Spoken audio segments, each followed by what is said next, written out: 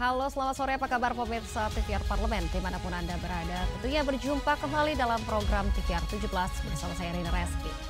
Tepat pukul 17 waktu Indonesia Barat, kami hadirkan kepada Anda sejumlah informasi paling baru dan juga menarik seputar kinerja dan kegiatan DPR RI yang telah disajikan oleh redaksi TVR Parlemen.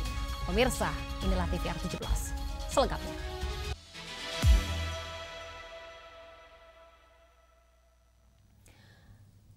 Berita pertama kita awali datang dari Komisi 7 DPR RI yang menilai pentingnya penguatan standar nasional Indonesia dalam menunjang daya saing produk industri nasional, khususnya UMKM. Penguatan standar nasional Indonesia atau SNI berperan penting dalam menunjang daya saing produk industri nasional, khususnya UMKM. Anggota Komisi 7 DPR RI Riko Menoza mengatakan penguatan standarisasi produk juga menjamin mutu dan keamanan produk serta melindungi konsumen dan lingkungan. Menurutnya, lintas kementerian dan lembaga perlu bersinergi untuk memastikan standar nasional Indonesia menjangkau hingga ke pelaku usaha kecil. Ya, saya kira itu. Jadi tidak kalah pentingnya bagaimana ya tetap peningkatan sumber daya manusia, melakukan ekstensifikasi kepada ya kementerian terkait ya. Jadi kan juga melibatkan UMKM ya kan, Kementerian Ekonomi Kreatif. Jadi supaya apa yang dilakukan oleh Kementerian Perindustrian ini sampai ke hilirnya benar-benar satu arah. Jadi jangan sampai industrinya kuat tetapi beberapa UMKM yang ada di bawah yang justru memproduksi dalam tingkatan kecil mereka belum memiliki sertifikasi yang baik. Jadi saya kira ini mesti adanya standarisasi maupun pengenalan yang lebih intens. Nah itu saya kira inilah tugas Komisi 7, bagaimana kita ikut merangkum sinergisitas antara Kementerian Perindustrian, ada Badan Standarisasi Nasional dan ruang lingkup yang lebih kecil baik di UMKM maupun di ekonomi kreatif. Upaya penguatan standarisasi terhadap produk industri diharapkan dapat menjangkau ke seluruh lapisan industri dari hulu hingga ke hilir. Ditambah, dapat membuka akses pasar global yang lebih luas bagi UMKM nasional. Adila dan Edo, TVR Parlemen melaporkan. Anggota Komisi 10 DPR RI yaitu Mercy Christy Barens menentang sikap Menteri Kebudayaan yang menyangkal kasus pemerkosaan massal tahun 98 di tengah peliknya isu penulisan ulang sejarah Indonesia. Isu penulisan ulang sejarah Indonesia bertambah pelik usai Menteri Kebudayaan Fadlizon berniat menghapus dugaan kasus pemerkosaan massal pada momen kerusuhan Mei tahun 98. Menteri Kebudayaan meragukan kejadian itu karena dianggap tidak memiliki bukti yang kuat. Hal itu dibahas dalam rapat kerja Komisi 10 DPR RI bersama Menteri Kebudayaan. Anggota Komisi 10 DPR RI Mercy Christy Barens tegas menentang sikap Menteri Kebudayaan yang menyangkal kasus pemerkosaan massal tahun 98. Peristiwa pada kerusuhan 98 itu terbukti terjadi berdasarkan hasil temuan tim gabungan pencari fakta yang diikuti berdirinya Komnas Perempuan pada Oktober 98. Mercy meminta Menteri Kebudayaan untuk segera meminta maaf atas ucapannya karena menyangkut kemanusiaan yang terjadi di negara. Jangan sampai kemudian cuplikan-cuplikan sejarah yang diangkat itu hanya untuk kepentingan tertentu dengan menggunakan kacamata tunggal seperti itu. Dengan demikian, ada banyak sekali soal-soal sejarah yang tidak terungkapkan dan kebenaran-kebenaran ini memang yang sangat diharapkan oleh para korban, keluarga korban dan sebagainya. Pak Fadlizon dengan segala kerendahan hati minta maaf lah atas apa yang beliau sudah sampaikan. Walaupun beliau menyampaikan dengan alasan bahwa ini pendapat pribadi, tapi buat kami entah pendapat pribadi atau pendapat sebagai menteri sudah mestinya tidak menjadi alasan karena apa yang disampaikan itu betul-betul tidak sensitif, tidak peka korban, tidak sensitif gender, tidak peka keperpihakan terhadap universal values antara lain yaitu hak asasi manusia ya. Mercy menegaskan kepada pemerintah untuk memberikan fakta sebenarnya terkait sejarah tragedi kemanusiaan pada tahun 98. Bani, TVR Parlemen melaporkan. Pada rapat paripurna hari ini, DPR RI menetapkan Ricky Perdana Gozali sebagai Deputi Gubernur Bank Indonesia periode 2025-2030, menggantikan Doni Primanto Juwono yang masa jabatannya habis pada 11 Agustus 2025 nanti. DPR RI melalui rapat paripurna pagi tadi telah menetapkan Ricky Perdana Gozali sebagai Deputi Gubernur Bank Indonesia periode 2025 hingga 2030. Ricky Perdana Gozali menggantikan Doni Primanto Juwono yang masa jabatannya habis pada 11 Agustus 2025. Ketua Komisi 11 DPR RI Muhammad Misbakun menyampaikan keputusan ini berdasarkan ketentuan Undang-Undang Nomor 4 Tahun 2023 tentang pengembangan dan penguatan sektor keuangan atau PPSK. Gubernur, Deputi Gubernur Senior, dan Deputi Gubernur Bank Indonesia diusulkan dan diangkat oleh Presiden dengan persetujuan DPR RI. Mekanismenya, pimpinan DPR RI bidang Korkesra memberikan penugasan kepada Komisi 11 untuk melakukan uji kelayakan dan kepatutan terhadap 2 calon Gubernur Bank Indonesia. Komisi 11 DPR RI telah melaksanakan uji kelayakan dan kepatutan fit and proper test pada tanggal 1 Juli 2025 terhadap 2 calon Deputi Gubernur Bank Indonesia. Selanjutnya, rapat internal Komisi 11 DPR RI pada tanggal 2 Juli telah memutuskan secara musyawarah mufakat dan menyetujui Saudara Ricky Perdana Ghazali SEMM sebagai Deputi Gubernur Bank Indonesia periode 2025-2030. Deputi Gubernur Bank Indonesia terpilih memiliki tugas dalam menjaga stabilitas sistem keuangan dan mengawasi sistem pembayaran dan perbankan. Andini Putri, TVR Parlemen melaporkan. Pemirsa, kebijakan pemerintah mengenakan pajak bagi pedagang online di berbagai platform e-commerce tentunya menuai pro kontra. Regulasi yang tidak tepat bukan hanya membebani para pelaku UMKM, melainkan berpotensi memberatkan konsumen dan juga membuat geliat ekonomi digital merosot. Informasi selengkapnya usai jeda, tetaplah di TVR 17.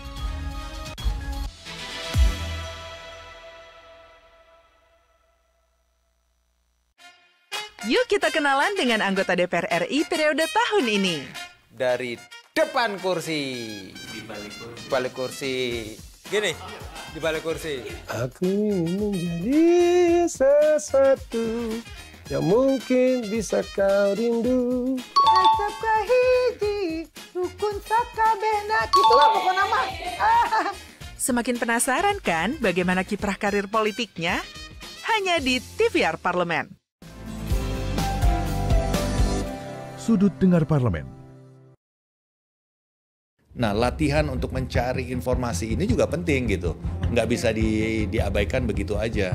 Artinya dari awal masyarakat juga harus tahu bagaimana cara mendapatkan lowongan pekerjaan atau sumber informasi pekerjaan itu yang tepat. Kita lihat di media sosial juga banyak sekali yang menyampaikan 40 tahun, 30 tahun mencari pekerjaan di job fair itu begitu susahnya. Bekerja di luar negeri itu menjadi salah satu pilihan. Opsi yang cukup menarik yang menarik, menjanjikan. Nah, pertanyaannya kan, terus yang nganggur ini kita gimana nih? Iya. Dengan adanya TPPO ini, yang pasti ada data. Mereka pergi kemana, kerja apa. Secara G2G juga kita tahu bahwa di negara yang menjadi biasa tujuan daripada pekerja ini butuh tenaga kerja apa. Kita tahu data itu. Nah, sekarang balik ke kita, apakah kita mempersiapkan SDM kita mentargetkan ke beberapa itu.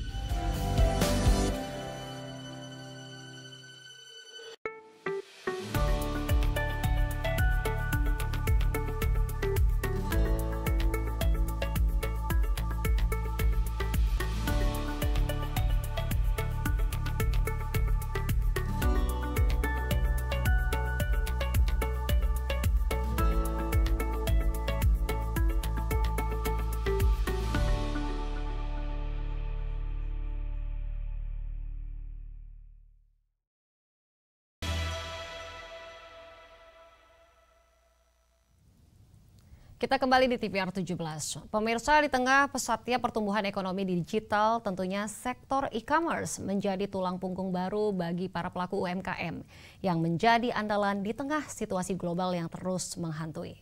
Tentunya pemirsa, terkait kebijakan penarikan pajak di sektor e-commerce, di sini DPR RI ingatkan pemerintah untuk bijak dalam penyusunan regulasi dengan merancang mekanisme berkeadilan agar tidak mengganggu pertumbuhan transaksi online yang kian pesat.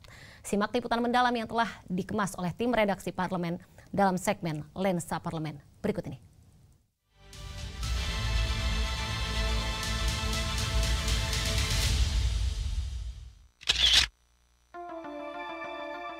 Pro dan kontra mencuat pasca pemerintah menyatakan akan mengenakan pajak bagi pedagang online di berbagai platform e-commerce seperti Shopee, Tokopedia, Bukalapak, hingga TikTok Shop. Jika regulasi tak tepat, aturan ini bukan hanya akan membebankan para pelaku UMKM, melainkan juga berpotensi memberatkan konsumen serta membuat geliat ekonomi digital merosot. Transaksi ekonomi digital di tanah air terus tumbuh dari tahun ke tahun. Dicatat pada tahun 2023, transaksi bruto ekonomi digital Indonesia mencapai 1,3 kuadriliun rupiah. Dari angka tersebut, kontribusi transaksi e-commerce mencapai 1 kuadriliun rupiah. Karenanya, bisa dibilang sektor ini masih menjadi andalan di tengah ketidakpastian ekonomi global yang terus menghantui. Melihat potensi ini, Kementerian Keuangan merancang mekanisme pemungutan pajak untuk menegakkan keadilan perpajakan antara pedagang offline dan pedagang online. Namun, DPR RI meminta pemerintah mengedepankan asas kehati-hatian dalam penyusunan regulasi ini. Pasalnya, jika salah langkah, pajak bukannya meningkatkan pendapatan negara, melainkan menyebabkan ekonomi mandek dan para pelaku UMKM gulung tikar. Kita kan harus dapat juga regulasinya seperti apa. E-commerce itu yang e-commerce yang seperti apa. Kita pengen e-commerce yang UMKM yang baru mau maju, yang mau maju dan mau besar, itu yang harus kita jaga. Jangan sampai mereka dikenakan pajak yang terlalu besar. Kita berharap e-commerce yang sudah besar atau e-commerce memang dari luar yang bisa dilakukan objek pajaknya atau ditarik pajaknya. Nah, itu sebetulnya pajak ini bukan pungutan baru.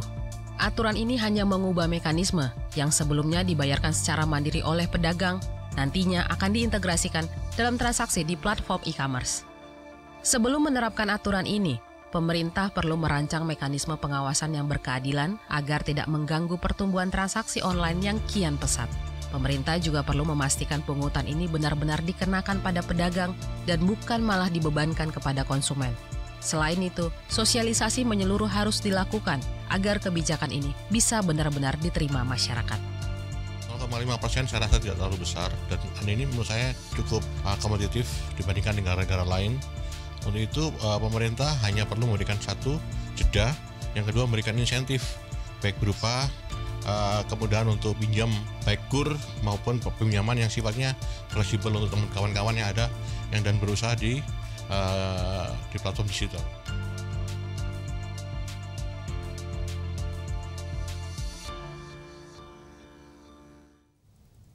Pemirsa, maraknya dugaan malpraktek dokter di berbagai daerah tentunya menuai perhatian serius dari Komisi 9 DPR RI. Dan di sini pemirsa, anggota Komisi 9 yaitu Tuti Kusuma Wardani menegaskan pentingnya penguatan Majelis Disiplin Profesi atau MDP guna memastikan penegakan etika dan juga profesionalisme tenaga medis berjalan optimal. Informasi selengkapnya tentunya akan kami hadirkan sesaat lagi. Tetaplah bersama kami di TVR 17.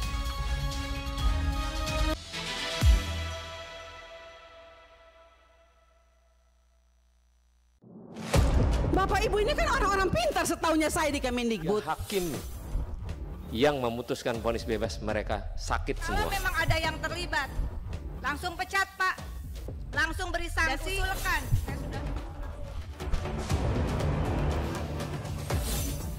Saksikan dari ruang sidang hanya di TVR Parlemen.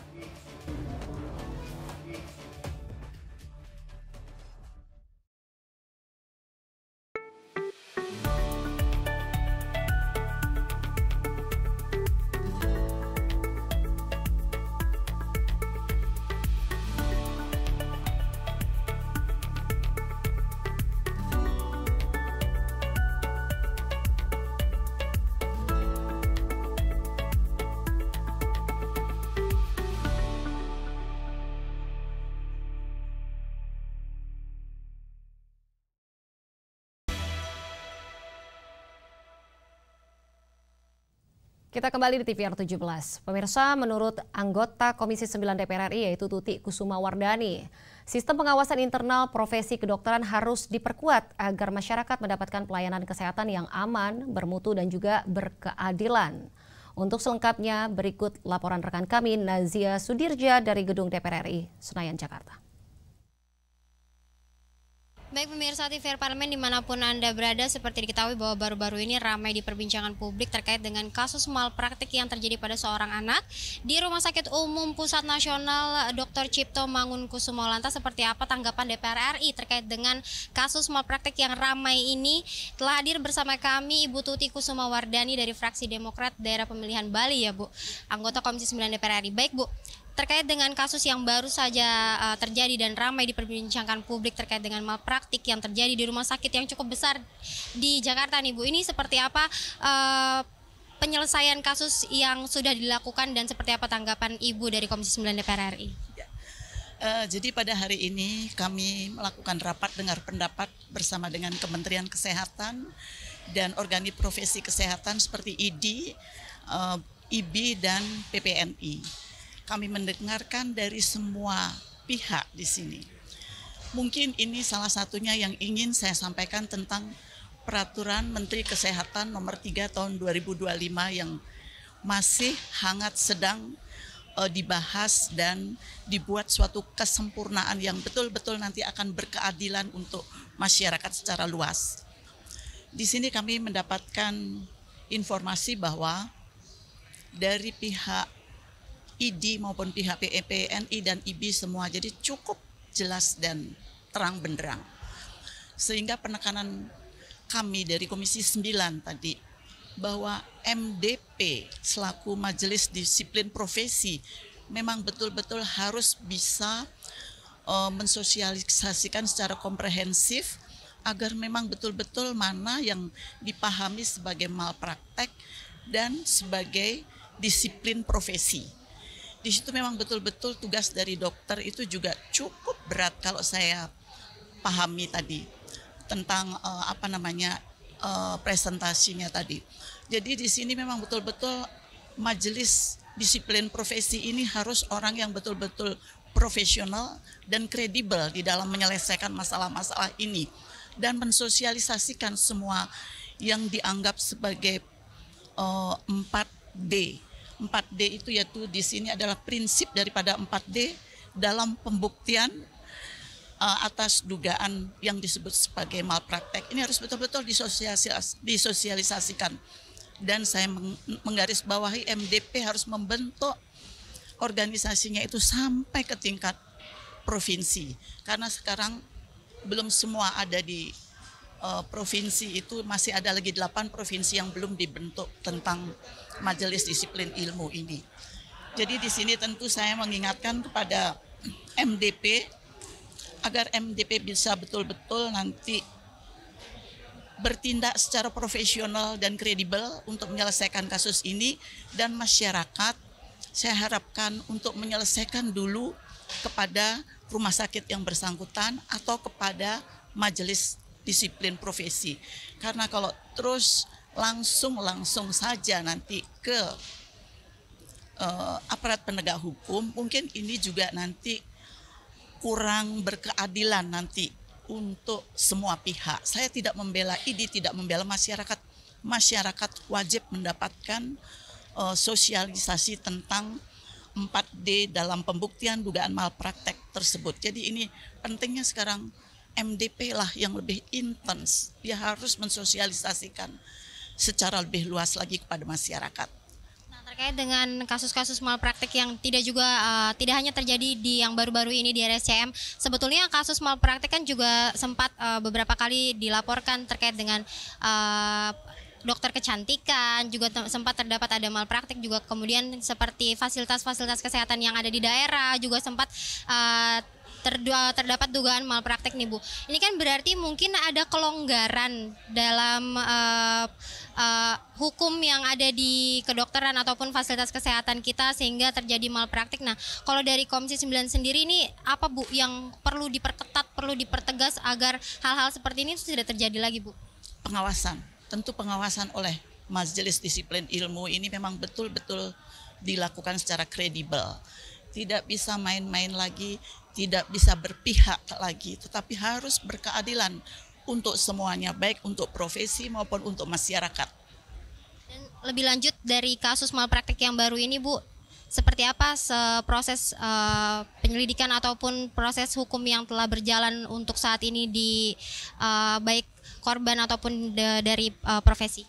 Ya, tentunya saya mengharapkan MDP yang bisa menjelaskan di situ semua kepada aparat penegak hukum agar memang betul-betul nanti outputnya adalah memang betul berkeadilan buat pasien juga.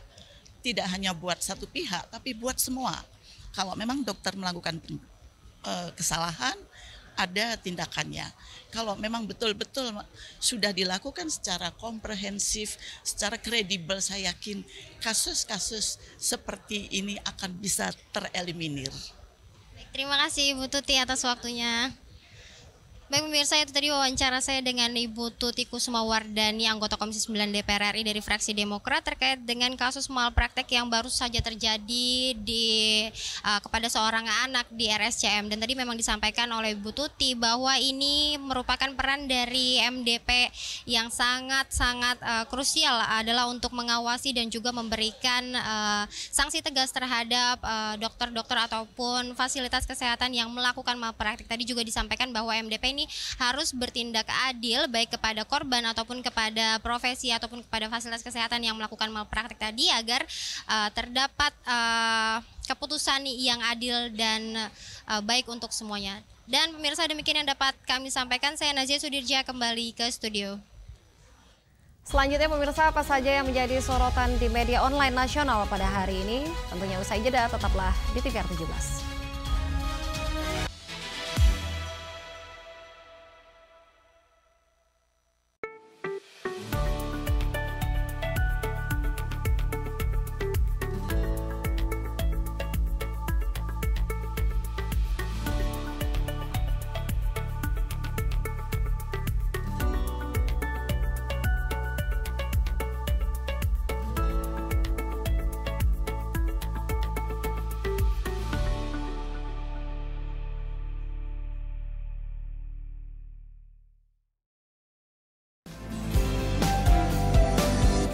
Sudut Dengar Parlemen.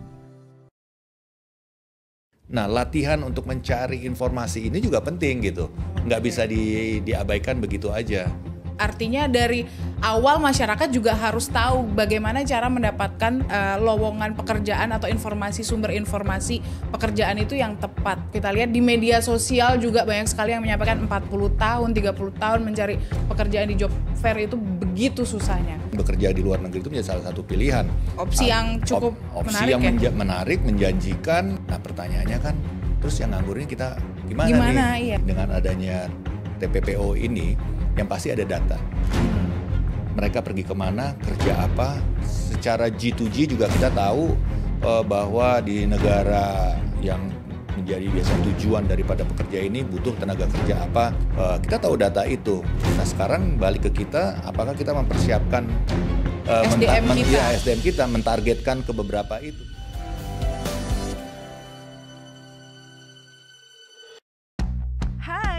Sekarang, kamu bisa menyaksikan program-program TVR Parlemen di First Media, channel 18 ya.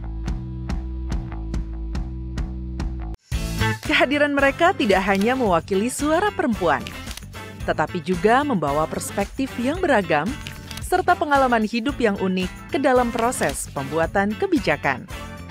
Saksikan Perempuan Parlemen hanya di TVR Parlemen.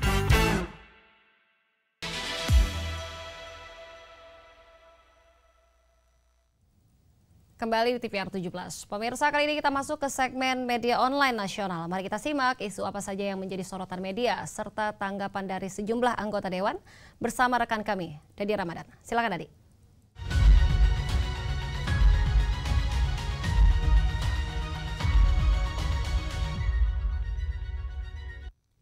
Baik, terima kasih rekan Rin dan selamat sore pemirsa. Bersama saya Dadi Ramadan, kami akan mengajak Anda untuk melihat apa saja menjadi headline di media online pada sore hari ini. Yang pertama, di Komisi 2 DPR RI desak Kementerian ATR BPN proaktif sertifikasi pulau tak bertuan.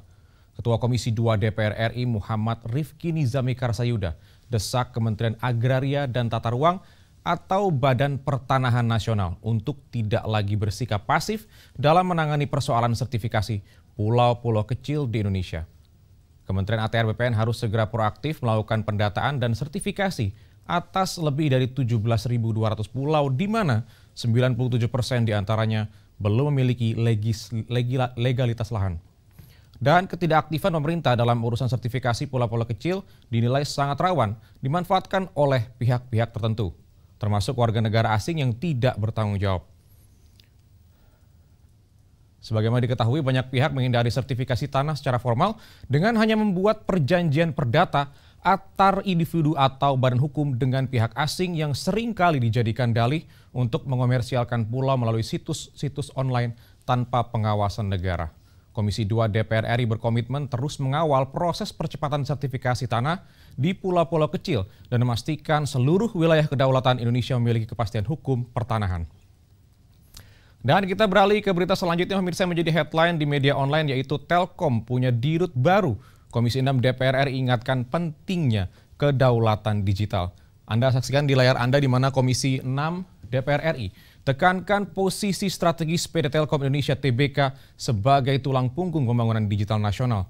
Terkait hal ini, Ketua Komisi 6 DPR RI Anggia Ermarini ingatkan pentingnya transformasi perusahaan sebagai badan usaha milik negara yang tidak hanya fokus pada keuntungan, namun juga pada pemerataan akses dan kedaulatan digital Indonesia. Pergantian pimpinan ini diharapkan dapat membawa semangat transformasi menyeluruh untuk perusahaan, membawa visi dan semangat baru untuk menjadikan Telkom sebagai perusahaan digital kelas dunia yang adaptif, kompetitif, dan tetap berpihak kepada kepentingan nasional. Di tengah era 5G, kecerdasan buatan dan persaingan global yang sangat agresif, Telkom dituntut membangun model bisnis yang lebih progresif dan mampu bersaing dengan raksasa teknologi asing. Itu tadi, pemirsa, headline di media online pada hari ini, yaitu Komisi 2 DPR RI desak Kementerian ATR BPN proaktif sertifikasi pulau tak bertuan, serta Telkom punya dirut baru. Komisi 6 DPR RI ingatkan pentingnya kedaulatan digital. Saya Deden Baran, kembali ke rekan Rini.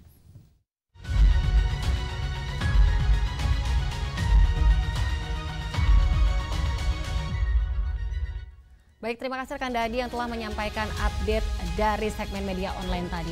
Dan segmen media online tadi sekaligus menutup program TVR 17 edisi sore hari ini, maksud kami. Saya Rini Reski beserta seluruh kru TVR Parlemen yang bertugas mengucapkan terima kasih dan juga pamit undur diri dari hadapan Anda.